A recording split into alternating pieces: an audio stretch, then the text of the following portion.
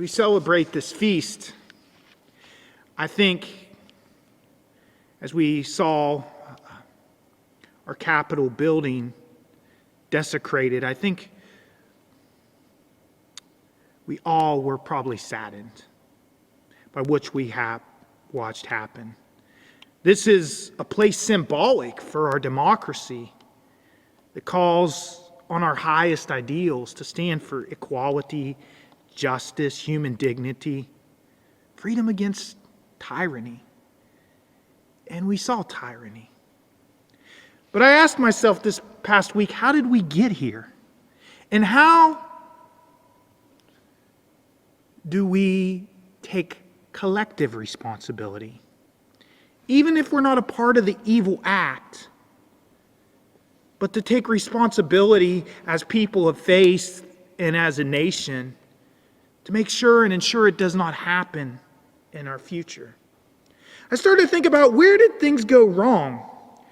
I remember some years ago, people saying that political correctness has went too far. I think that's where things began to get disturbing. And we saw the tragedy like we did in Virginia of Heather Heyer, as these hate groups, because of rhetoric, can be stirred into violence. Words matter, brothers and sisters. And our rhetoric matters. And when words invoke hatred or resentment or violence, we see the repercussion of what could happen. I think this is a call for us to think about what it really means to promote a democratic society. To look at how we dialogue and what words we use. Does it destroy or does it bring forth life? And we're called to be a discerning people. What words do we get behind?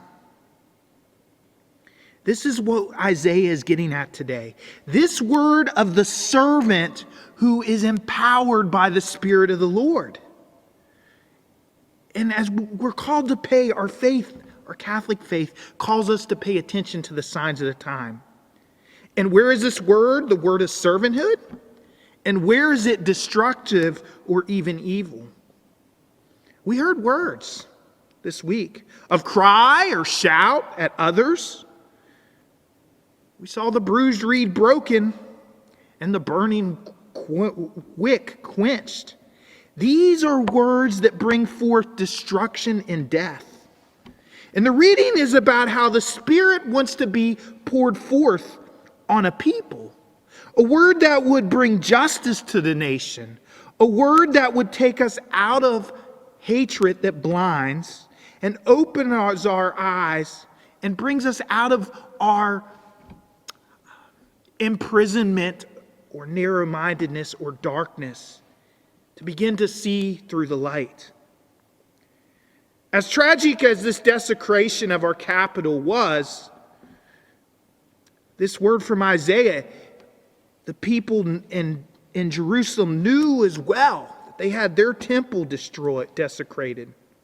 But they also knew of a word, this word of the servant, that could rebuild and heal.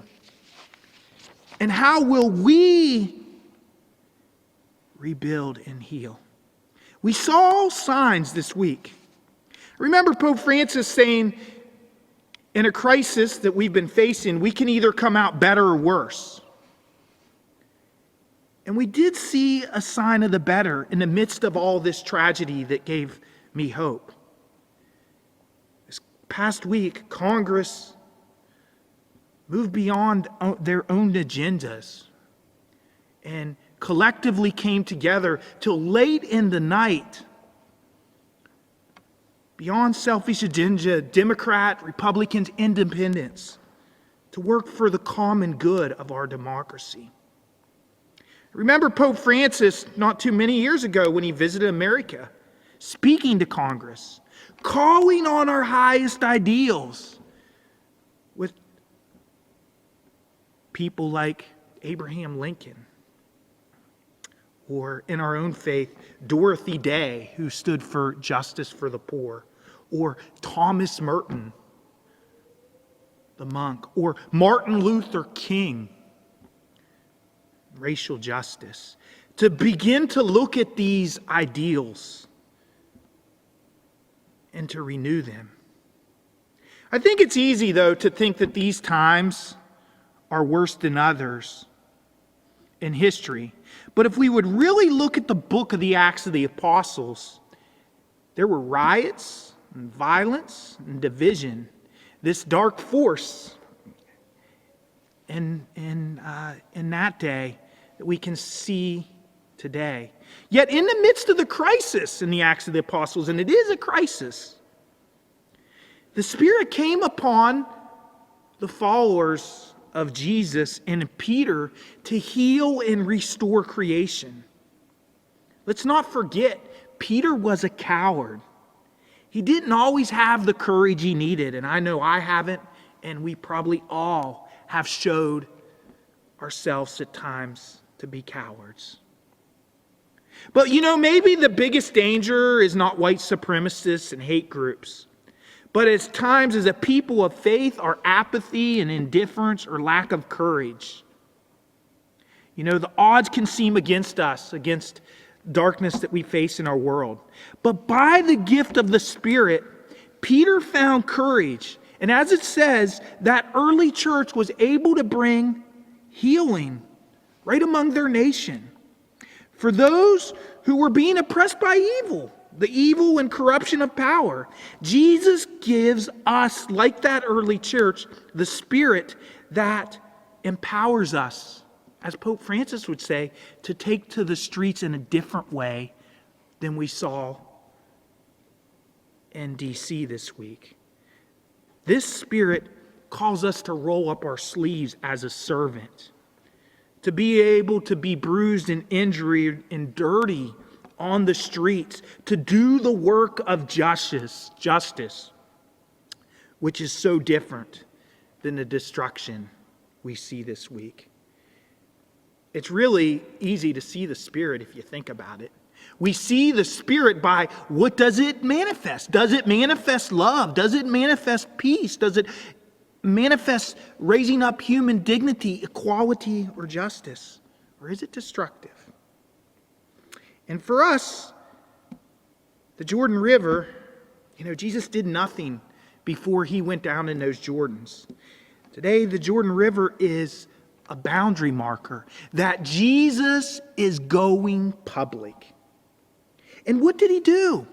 It disturbs us, but Jesus actually, in that Jordan River, entered into humanity's collective guilt. And we say he's without sin, but he took responsibility. He entered into our collective guilt. So none of us can say we're not responsible. We tend to do that. Whatever culpable, we are all responsible. And it's as we enter in that we come out a different way.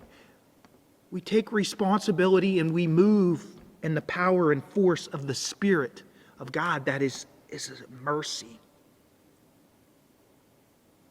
We enter those waters, that we're going public, that it is a public call to embody the reign of God, the justice, the kingdom of God. And these are tough times, but our baptism means that whatever differences we have, we have parishioners that are Democrat, Republicans, independent, or whatever stripe that is, we're called to see each other as brothers and sisters, that we're all in this together. And it's been tough, but the goal of baptism, and we say this at a child's birth basically, no matter what pain we're going through, the Christian community is called to absorb it and walk with us through it. What joy that's there, well, it multiplies. And this is a life of action, of living out our faith. Jesus didn't give simple doctrinal answers. But what did he do in his public ministry? By that gift of the Spirit, he walks with us in sickness and suffering and death to bring forth healing and life. if we do that for each other at St. Agnes, we can become a microcosm of that for society. So that they could see us and say, see how these Christians or St. Agnes loves one another. And that we can promote, come along, whatever different beliefs, political ideals, or way of seeing the world others have, come alongside to build justice with them. What was this mission? That the heavens and earth, this is our vision, were broken through. What it really means is through this gracious gash, the Father ripped the heavens apart and has poured His Spirit into the earthly realm. And that we see with new eyes and new hearts that this is a new age of earth and heaven and the whole creation and human condition being restored is what we're called. And as we go to this altar, I'd like to offer two images of being immersed, baptized in that Spirit. You can have a drill, and you can try to drill, and it doesn't work unless we plug in. We can feel pretty weak. We can feel the odds are against us. But the gift of the Spirit is that we plug in. And then it's not what we do, but it's what the Spirit of the Lord does through us. It takes the pressure off of us. These are divided times. They're difficult times. They're difficult days. But I'd like to close with another image from Abraham Lincoln that maybe as Catholics we do at this altar. He said, you think of all the division and the Civil War and all that he faced as a leader. He said that if he was going to cut down a tree, he would spend 45 minutes, and he had an hour. If he was going to cut down a tree and he had an hour, he would spend 45 minutes sharpening the blade and 15 minutes cutting it down. That's what the Spirit of the Lord calls us to do here as we gather at that altar. This is where we spend that 45 minutes sharpening the blade. That we be empowered by the Spirit so that when we leave here, we can work in our society to build a society and to work for justice, to create a new age where heaven and earth come together, to build that reign of God that's about equality, justice, human dignity, and love.